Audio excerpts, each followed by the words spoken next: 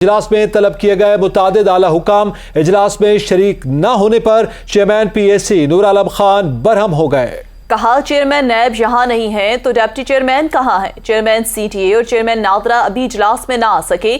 ऐसी मीटिंग का क्या फायदा जिसमें कोई आना ही नहीं चाहता। इनके तो कोई डराते हैं, क्या वजह है कि वो नहीं आते। आपको अपडेट करें। जस्टिस मुजाहिर नकवी की आमदन के हवाले से कमेटी इजलास में तलब किए गए मुतअद्दिद आला हुकाम इजलास में शरीक नहीं हो सके। चेयरमैन कमेटी इस बात पर बरहम हो गए। उन्होंने कहा कि आज ये कमेटी बुलाई गई थी, मुतअद्दिद अरकान आज जो है इस कमेटी में पेश नहीं हो सके। पार्लियामेंट की पब्लिक अकाउंट कमेटी का चेयरमैन नूर आलम खान की जेर सदारत इजलास हुआ।